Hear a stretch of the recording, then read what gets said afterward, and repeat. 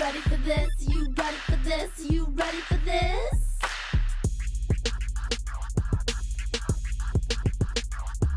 Hey everyone, and welcome to another episode. I'm Matthew, and today we are going to build acoustic panels, the panels that hang on the wall or that you stack up to absorb sound, quiet things up, to reduce reflections of the room, so on and so forth. So this is my version of an acoustic panel with some of the tools that I already had and some tools that I had to get, parts, etc.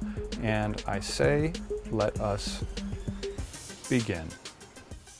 Let's go over what we need. We need 1 inch by 6 inch by 6 foot pine lumber is the cheapest that I could find. Quantity of 2. We also need the Safe and Sound rock wool, just like this. This is what I got from Home Depot. A carpenter's square to keep those lines straight.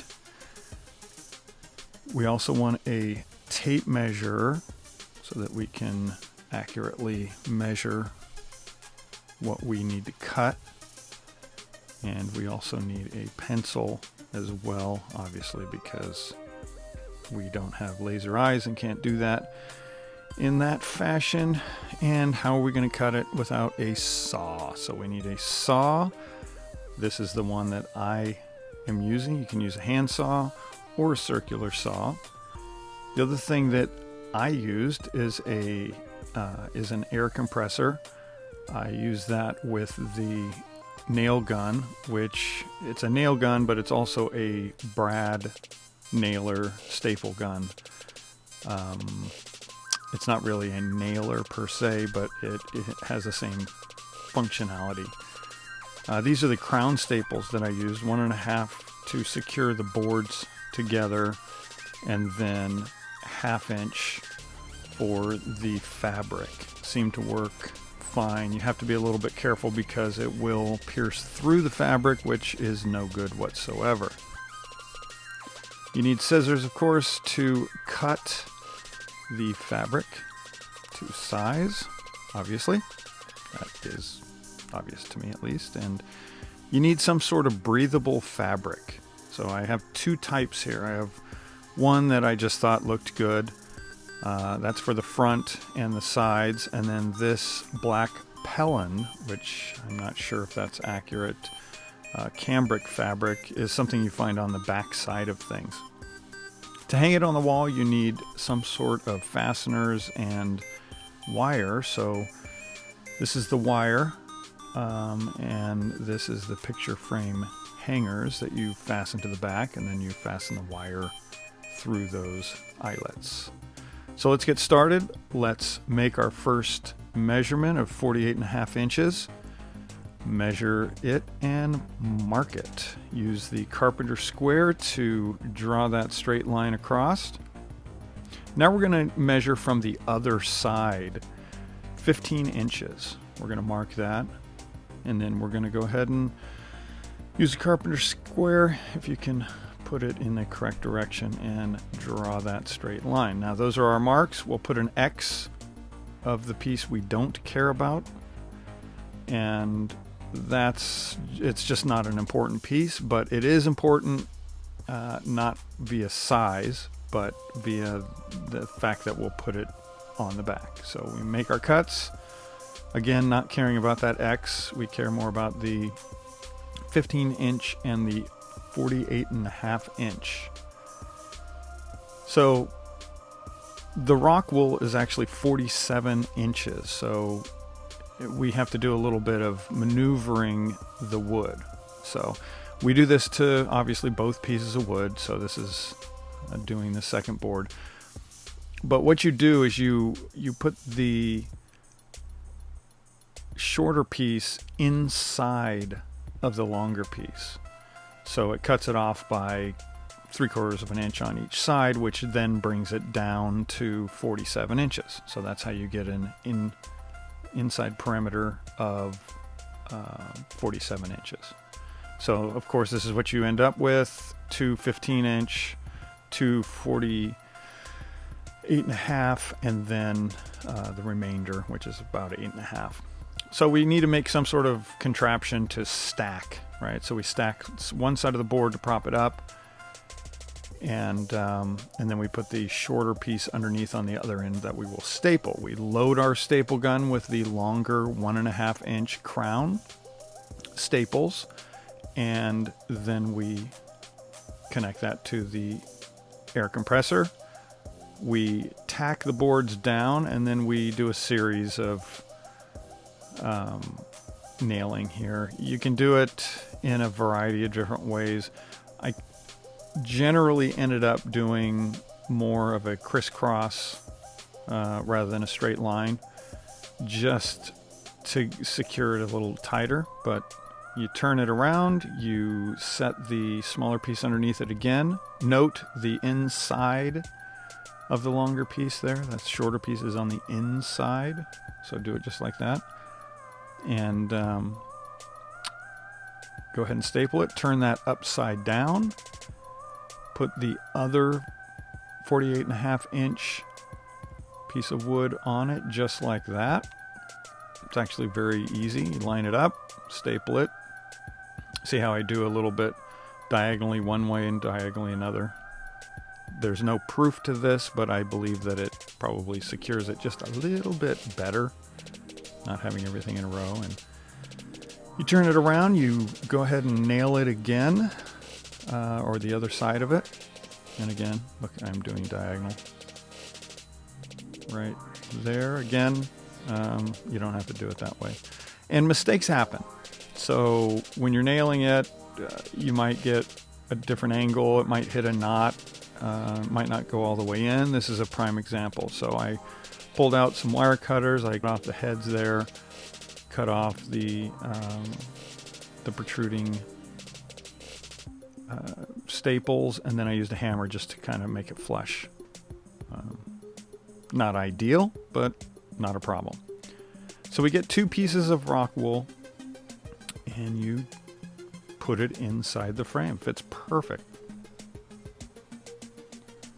Pat it down, and now we're going to go ahead and change the staples out from the 1.5 to the 1/2 inch, and that's what we're going to use to fasten the fabric. So the fabric is kind of a pain in the ass, if I may be honest.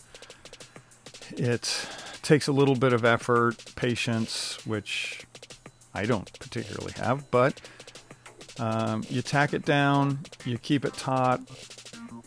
You will find that it might pierce through the fabric. Just be patient. Finesse it, but don't be dangerous with the staples. Keep your hands away from it. Wear protective goggles, and probably need some ear protection as well. So once you've gone through putting the back on, that's just the dust cover on the back. I didn't want to use expensive fabric all the way around. I'm not sure it made much of a difference ultimately, because I ended up wasting a bunch of fabric by cutting it, which wasn't long enough to do another one or big enough to do another one. So might have just been better to wrap the whole thing. Good in theory though. So what I do is I fold the straight line of the fabric of one side of it, and that gives it just a little more material to staple through, so the staples don't go through it. So it just makes it a little bit stronger. More threads. It's going through more threads. So I roll it on the side. It's not really that important as long as the front is taut.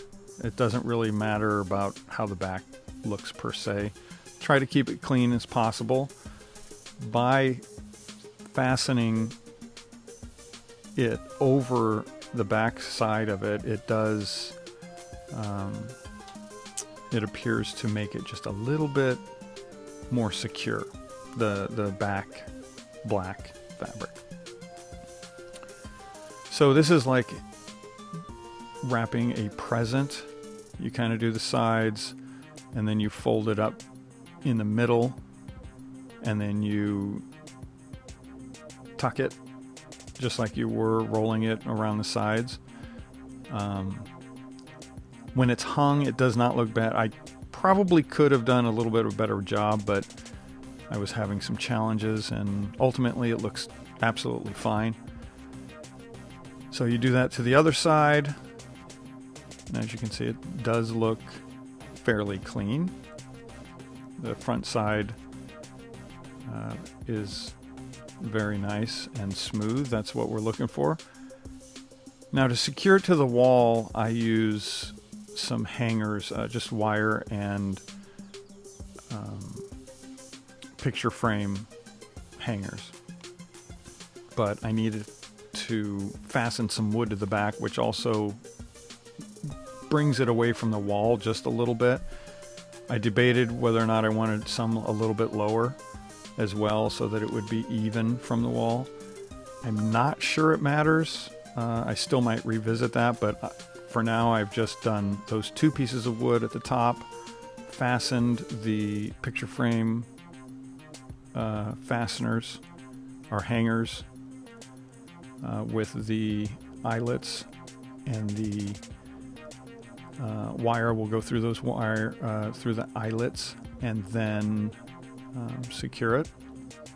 So speed this up as much as we can without being too annoying, and secure those wire hangers, and we then fasten the wire through, cut it with a wire cutter, and then just twist it around the other eyelet, and there we go. And that's what it looks like. So that's ready to hang on the wall. That's the front, that's the back, which hopefully you never see.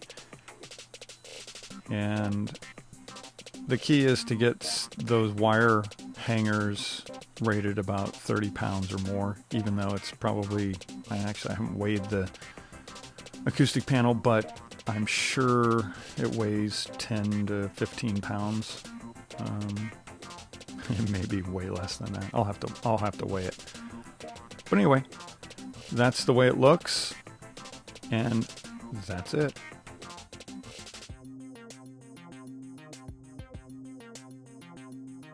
Hi everyone, and welcome. Today we're going to explore creating acoustic panels, absorption panels, not diffusers, not to be confused. It's the stupidest joke. Really? I'm going to start off with that. I mean, that's not even my best material, and that's what I'm starting with. That's just not right. So we're going to start over. Hey everyone, and welcome to another episode. I'm Matthew, and let's get moving. We're going to build acoustic panels today. So, an acoustic panel. A couple maybe. I don't know. Maybe 3. I don't know. Maybe we'll just walk away. We'll just do nothing. How about